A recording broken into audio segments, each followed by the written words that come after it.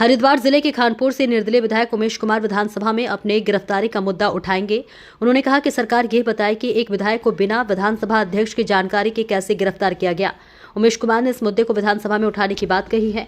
आज से विधानसभा का बजट सत्र शुरू हो गया है और ऐसे में सत्ता पक्ष और विपक्ष के विधायक तमाम मुद्दों को लेकर सदन में चर्चा करेंगे और इसी दौरान खानपुर से निर्दलीय विधायक उमेश कुमार ने भी अपने विषय को सदन के अंदर उठाने की बात कही है।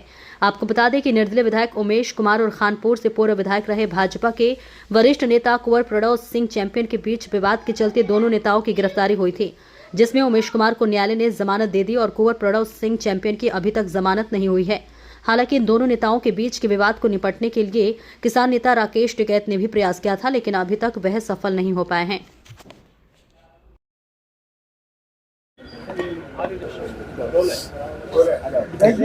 हरिद्वार में जो घटित हुआ उसके बाद आप विदेश चले गए, विदेश के बाद आप सत्र में आए हैं। अभी क्या स्टेटस है?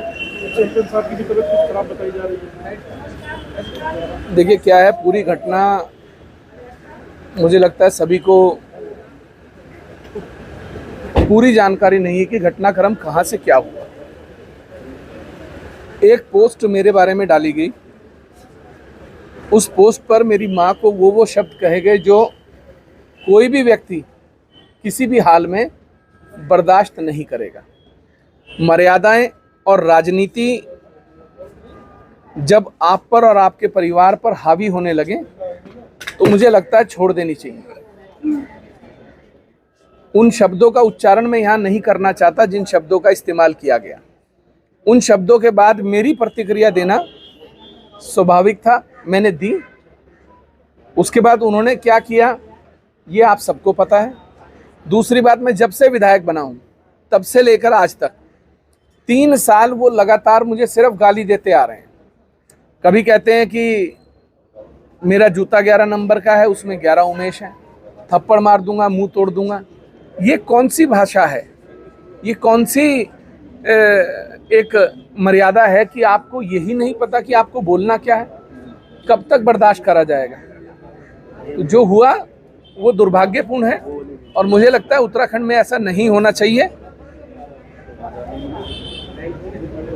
दुबई जाने के पीछे जो कारण है वो कोई उसी समय नहीं बना। मैं इंटरकॉन्टिनेंटल लेजेंड्स क्रिकेट लीग का सीईओ हूँ। ट्रॉफी लॉन्च दुबई में 4 महीने पहले से तय था और मैं उस ट्रॉफी लॉन्च के लिए ही गया था। 8 इंटरकॉन्टिनेंट्स की लीग हो रही है जिसमें दुनिया के जो पिछले 2 साल में बेहतरीन खिलाड़ी जो रिटायर हुए हैं, Shikhar Dhawan, Yuvraj, Suresh Raina, Brett Lee, Herschelle Gibbs, Munaf Patel, इस तरीके के प्लेयर्स को पूरी दुनिया से लेकर एक लीग कराई जा रही है। उस लीग की ट्रॉफी के लिए मैं दुबई गया था। अच्छा, जिस प्रकार से विधायक जी आपके करी नहीं है, मैंने भी सोशल मीडिया और खबरों के माध्यम से ही मुझे पता लगा कि उनको लूज मोशन लगे हुए हैं 2-3 दिन से और उनका इलाज चल रहा है। मैं तो ईश्वर से प्रार्थना करूंगा कि जल्दी स्वस्थ हो और अपने घर लौटें। टिकैत साहब ने कोशिश की थी कि जो भी विवाद है वो खत्म हो, पर वहाँ भी ऐसा लगता है कि बात बन नहीं पा रही है। देखिए, टिकैत साहब ने जिस दिन बयान जारी किया कि 2 पक्षों में जो विवाद है इस विवाद को हम ख़त्म कराएंगे, उस दिन के बाद मैंने कोई स्टेटमेंट जारी नहीं की। अगर एक देश का कोई प्रतिष्ठित व्यक्ति अपने घर से 2 लोगों के विवाद को निपटाने के लिए निकला है तो हमें उसका सम्मान करना चाहिए। वो मेरे घर आए, मेरे से उन्होंने कहा कि भाई मैं चाहता हूं कि इस प्रकरण में दोनों तरफ से शांति हो। तो हमने उनसे कहा कि उनकी जिम्मेदारी कौन लेगा? उन्होंने कहा मैं लूंगा, मैं मिलकर आया हूं। मैंने कहा अगर आप जिम्मेदारी ले रहे हैं और कल को कोई बात होगी तो आपको मेरे साथ खड़े होकर प्रेस कॉन्फ्रेंस करनी पड़ेगी। वो उस बात के लिए भी तैयार थे। मेरे घर पर मैंने उनसे ये वादा किया कि जो सर्व समाज तय करेगा, क्योंकि उनके साथ कई बिरादरी के लोग थे, सर्व समाज के लोग आए थे और एक सम्मानित प्रतिष्ठित व्यक्ति अगर आपके घर आए तो आपका फर्ज बनता है कि आपको सम्मान करना है। मैंने उनसे कहा कि ठीक है, मुझे कोई ऐतराज़ नहीं है अगर आपने इस पहल की है और दोनों तरफ से 25-50 लोग बैठ जाएंगे और जो समझौता सर्व समाज तय करेगा मंजूर होगा। अगले दिन ही सुबह सोशल मीडिया पर एक पोस्ट देखने को मिली जिसमें लिखा था कि तुम कहाँ के चौधरी हो, किस मुल्क के चौधरी हो, कहाँ के चौधरी बने फिर रहे हो, तुम्हें किसने कहा कि तुम हमारा फैसला कराओ। तो टिकैत जी को भी 24 घंटे में इस बात का एहसास हो गया कि वो गलत जगह पर हाथ डाल दिया उन्होंने।